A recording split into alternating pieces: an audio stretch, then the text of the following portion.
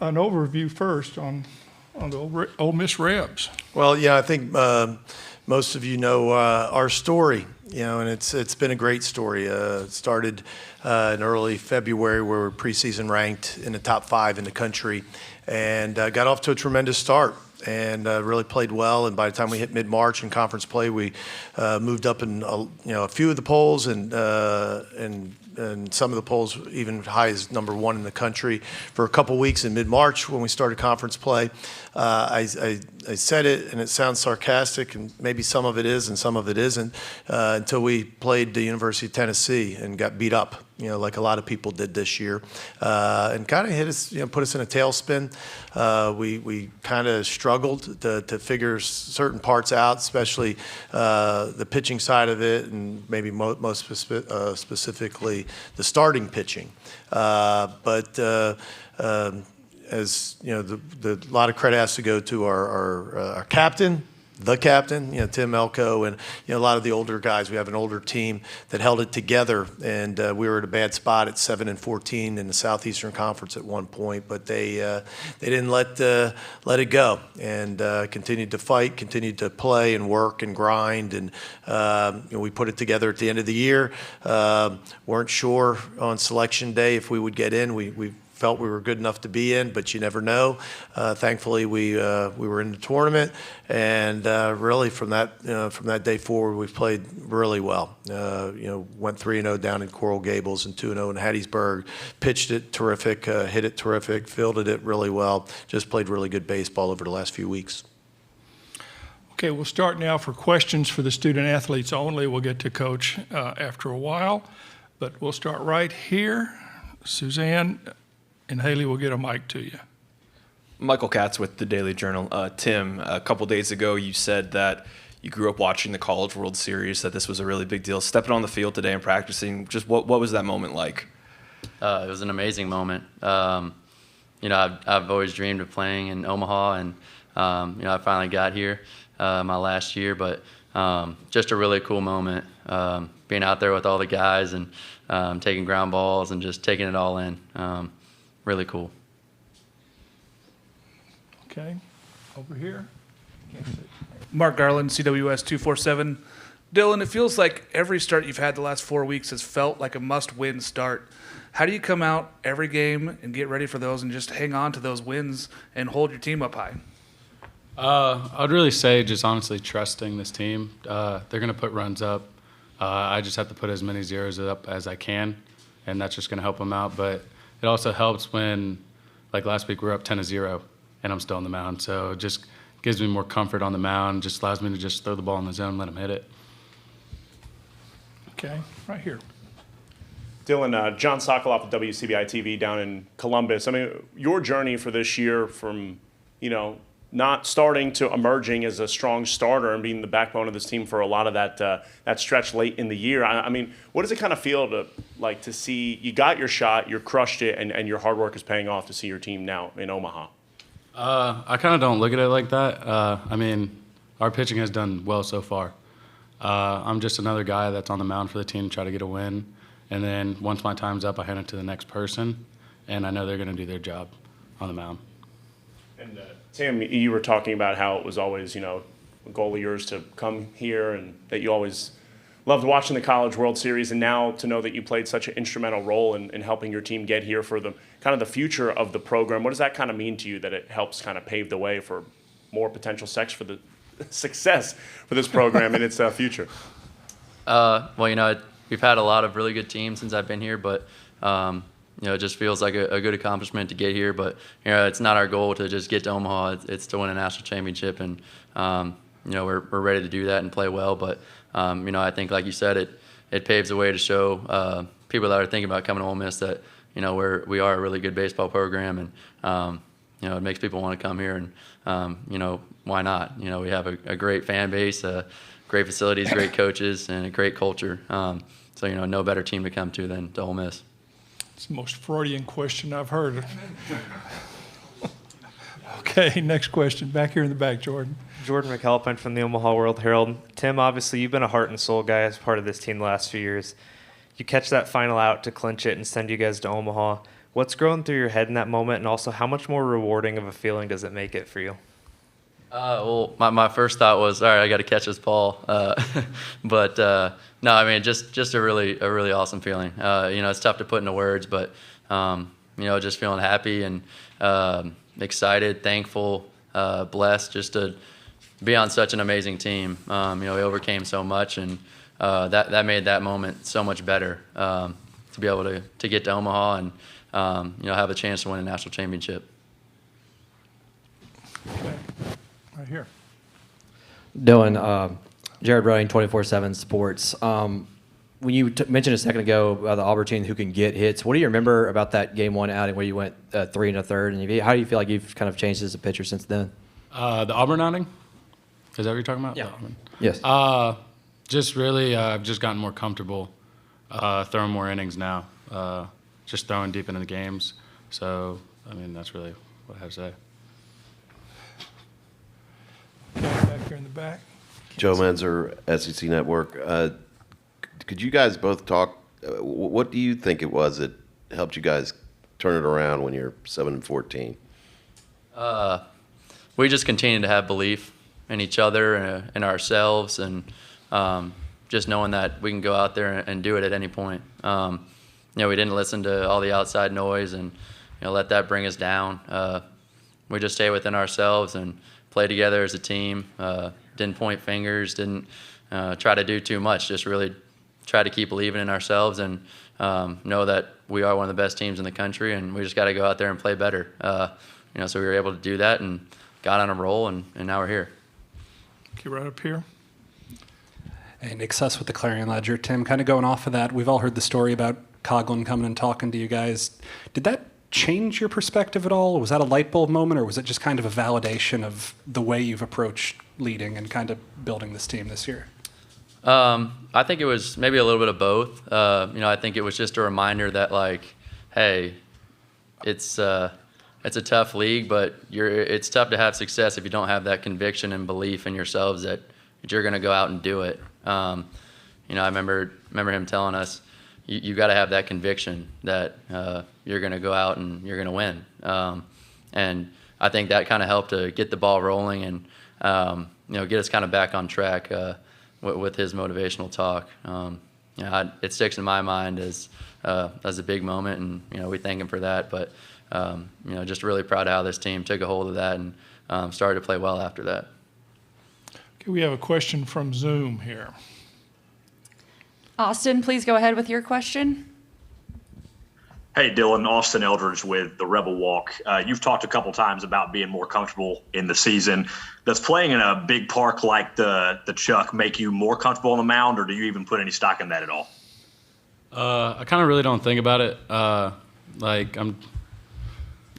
guess you could say I kind of just don't get really nervous when I'm on the mound. I just dial in, don't really worry about the outside noise, and just try to make pitches.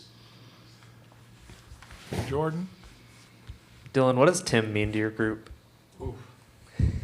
That's a lot of words. He really does. He's literally the backbone of this team. I mean, he's kept us in it. He's come up with some amazing hits, amazing home runs I've watched. I mean, just all around, he's been the guy that's just lifted this team and brought it to the next level. Okay, do you have any more questions for the student athletes? Well, guys, thank you. Good luck tomorrow. We'll let you two go, and then we'll have questions for Mike. Thank you. Thank you.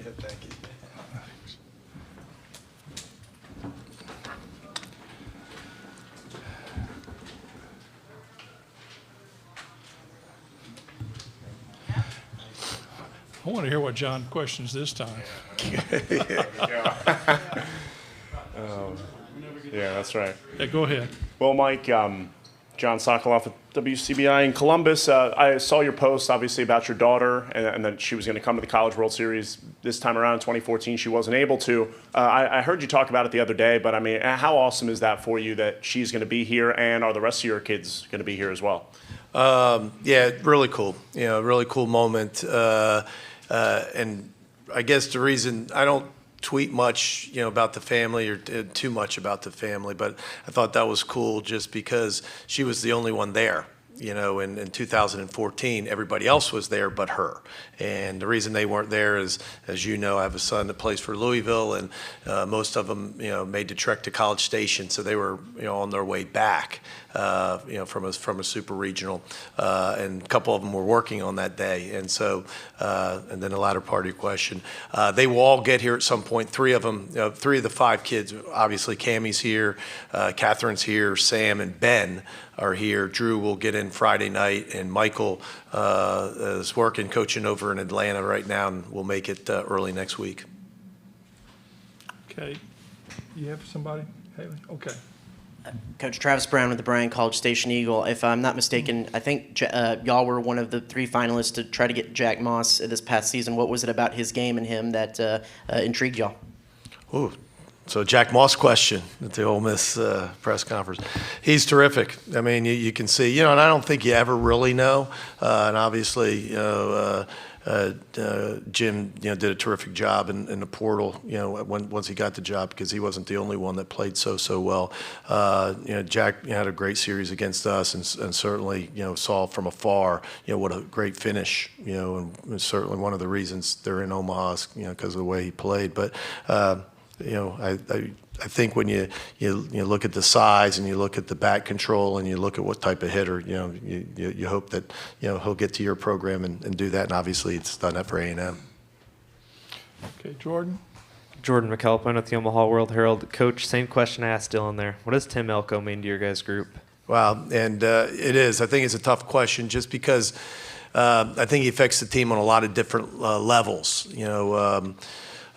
One, you just look at the production, a guy that's hit in the middle lineup for the past 3+ years, and just set the Ole Miss season home run record at 22, leads the team in RBIs. Great defender at first base. He's a big body guy, but he moves around terrific. He could play the outfield, could play third base. Just happens to be first base this year, especially coming off the knee surgery. But then off the field, what a tremendous leader, what a tremendous representative of our institution.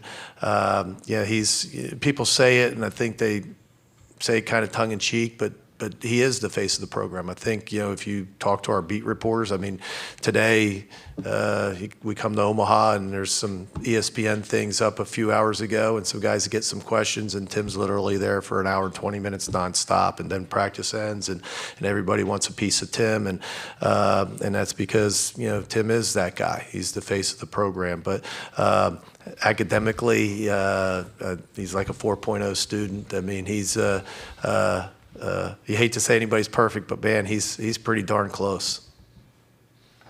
Okay, right here. Jake Thompson with the Ole Miss Spirit. Mike, we've asked the players, this is all their first time getting here, but for you, what was that moment like, taking it all in yesterday, walking through the tunnel out to the field, just getting back here? What is that like for you? Neat, I guess that's not a great word, I guess, but it was neat. I think it's different, I think when we got here the first time and, challenged the kids a little bit that, we want to come here and succeed. At 14, we won a couple games. We were 2-2 and ended up coming in third. You want to come here and have success. And, it wasn't anything dramatic for me because I've seen it. When 2014 had been such a long time, since being an assistant coach, and I had never been to, at that point, TD Ameritrade, right? I'd never seen it, necessarily in person. So, that was probably a little different walking into the stadium here. I think I've appreciated, and even back to the Super Regional, just watching the kids, watching guys, and not just Tim. Tim gets a lot of the pub, but other guys like Bench and Graham and Chofie and guys, that have been on this team, and they've won a ton of games, but they haven't played in the stadium. And so to watch them, walk in it and take pictures, and that's been really cool. Clement made a comment to Tim right after the dog pile, like, can you believe you almost signed? You didn't, you might have not did this, like something to that effect. And it's just really neat, I think, as a coach, to watch, the players, the student athletes achieve these types of things, individually and as a team. And as I started, you've heard the story. This has been a really cool story, up to this point, and to watch them get through all of that, from the very high, the beginning of the season to about as low as you can get, and to get back here, it's been neat. So to me, the neat is not personal. It's just to watch them and take pictures and appreciate it, and the genuine, happiness and fulfillment, at least to this point. Okay, right here, Parrish. Parrish, Alford Daily Journal. Mike, some of the Auburn players were talking about, the older ones talking about their experience here from 2019. Is that significant that their players have some experience in this stadium, in this setting?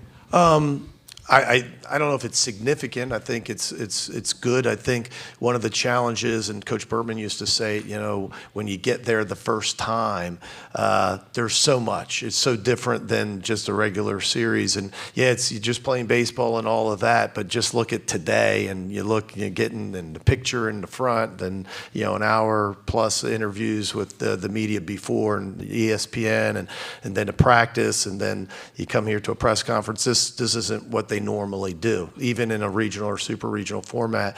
And then all the other things that people don't think about, the logistics to get here, the logistics of their families to get here, and trying to find hotels and tickets and all of that.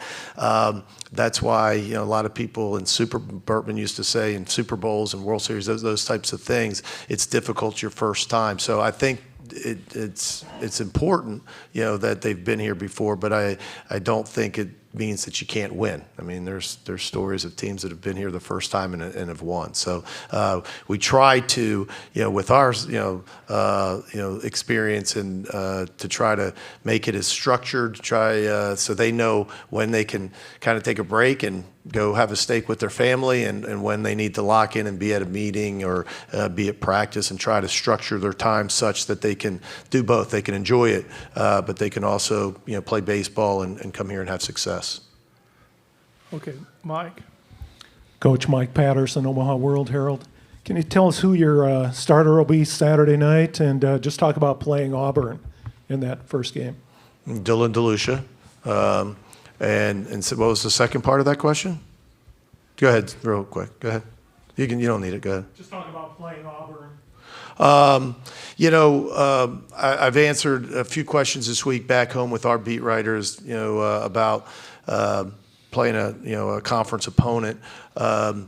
There's obviously a little bit of being familiar with them, and watching some of the video today. Knowing the names, but we're a different team. They're a different team. They had I think a really great year, and about as underrated as a year of any team in our league. I think I'm correct in this, that they won the most games in our league of the teams that played Tennessee, and they won 16 conference games. In obviously a very, very competitive, conference. And so utmost respect for their team. Butch does a tremendous job there, and with Tim Hudson, coach, a Hall of Fame guy, coaching the pitchers, and Gabe Gross, does a tremendous job with the offense. It'll be a big challenge for us, on Saturday. Okay, here in the back, I can't see.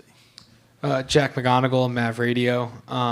So 3 of the 4 teams on your side of the bracket are from the SEC, let alone the SEC West. Is there a different mindset to having two other familiar teams compared to teams that may out of your league, maybe a different plan of attack that they're teams are used to, or not so much? That's what we've been working on all week. You're just really trying to change it up. We've been bunting a lot in practice, and stealing a lot, and looking to, no, teasing. You get to this point, and you are who you are. The question about playing the conference opponents, you're familiar with them. I think there's an ease of trying to look at scouting reports, because not only are you watching video, but you've played it and you've seen a lot of that live. There's probably a little bit of comfort, being comfortable with that. But at the end of the day, like I said, we played Auburn maybe 10 weeks ago, and they're different, and we're different. and we've kind of been to hell and back, and so we obviously are different. But same with Arkansas. They're a team that they were playing really good baseball when we played them up in Fayetteville, and they didn't finish the season particularly strong, but then played great in postseason. And man, they've played in two tough venues, to get here in Oklahoma State and North Carolina. So we're all a little bit different, but and so it's going to come down to, like it always does and should, is who plays the best. I think there's too much made up of, and that's why I was teasing. I didn't mean to tease you or hurt your feelings, but it's too much of the scouting reports and all of that. It comes down to which guys pitch better, which guys get the timely hit. That's usually who wins. Okay, Jared. Mike, we were talking with Peyton Chatagnier right before y'all left to go to Omaha, and it's talking about when preparing, for a big stage such as this. He talked about visualizing himself having success, making the big at bat, getting the ground ball to get the final out. Is that something that you really challenge your players to do? And if so, what all kind of goes into that? Visualization. Mm-hmm. Yes. We're I think believers in the mental game. We have a system. We have a peak performance coach, that we contract out and do a program with him in the fall. A guy by the name Brian Kane. He's been, we've used his stuff, since 2009, and just a big believer in it. And part of it is visualization. Part of it is, seeing yourself, succeed. Referred to Coach Burtman, and he's always said it. It happens twice: once in your mind, and then in real life. And in our game, where confidence and belief is so important to not only your individual success, hitting, pitching, fielding, those types of things, where you really don't have a chance if you don't think you can do those skills. But then also from a team side, from the believing that Dylan's going to get him out or Tim's going to get a hit. Those things are transferable. That belief, people feel that. And people feel those, you didn't know it maybe at times, but you can feel the confidence in that other dugout. And so I think it helps that mental side not only helps, from an individual standpoint, as Peyton's saying, but also from a team standpoint as well. Okay, we have a Zoom question. All right, let's go back to Austin. Austin, go ahead. Hey, Mike, Austin Eldridge with the Rebel Walk again. Auburn starting Joseph Gonzalez against you guys on Saturday. I know you didn't face him back in the regular season. Have you guys had a chance to look at him yet? Is that something you are going to do a little bit later in the weekend? I've seen him. I have seen him throughout the season. We're fortunate maybe that he was injured when we played him. We didn't get to face him, but I've seen him. As the head coach for the USA national team, watched him, all year, and as a guy that was high on our list, and a guy that'll be with us this summer. So I know how good he is, and watched probably not every start, but a little bit probably of every start, maybe since he's gotten healthy, there in the end of March. Okay, back over here. I can't see.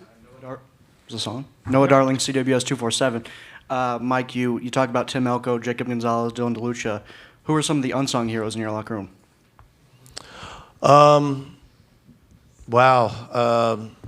I think when you look at you always have those stars and the marquee guys, the Jacob Gonzalez's and Tim Elko's. You can't get here without them.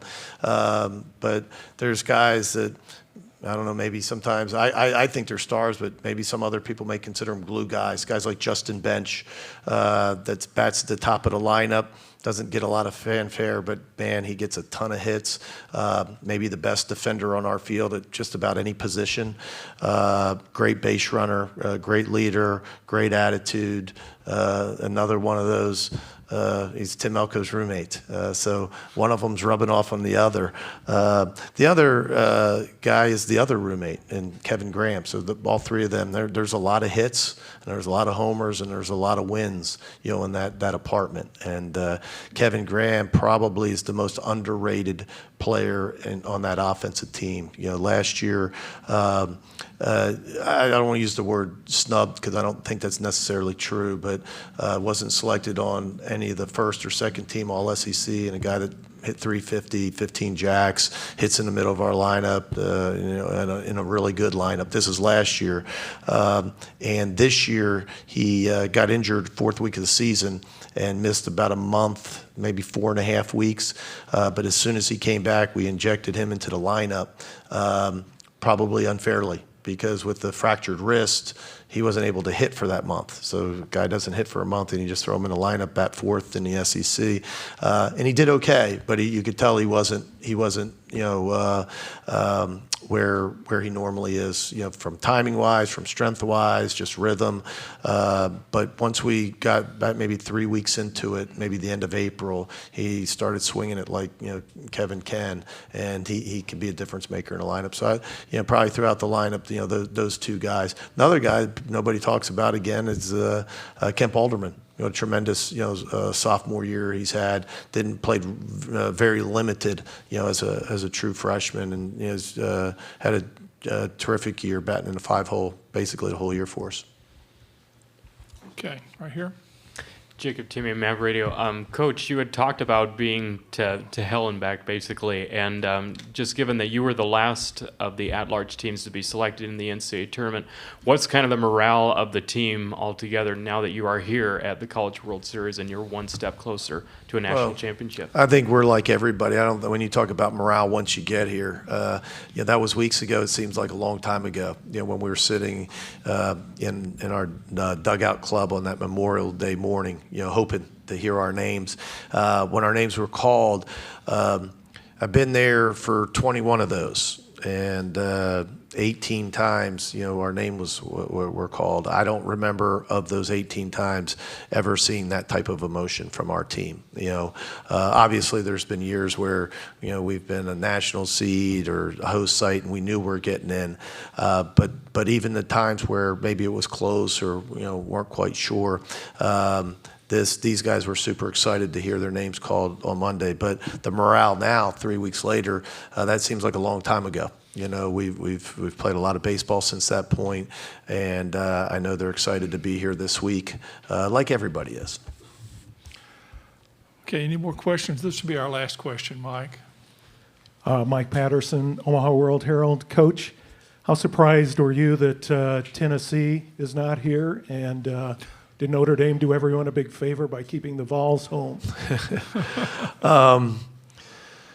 I will say this. I've listened to a lot of people make comments. They had one of the greatest years in college baseball. People will try to shy away from that because they're not here. But to that point, I've done this for a long time. I don't know how many teams that I can think of that were that dominant for that many weeks. And really a team that didn't have a flaw.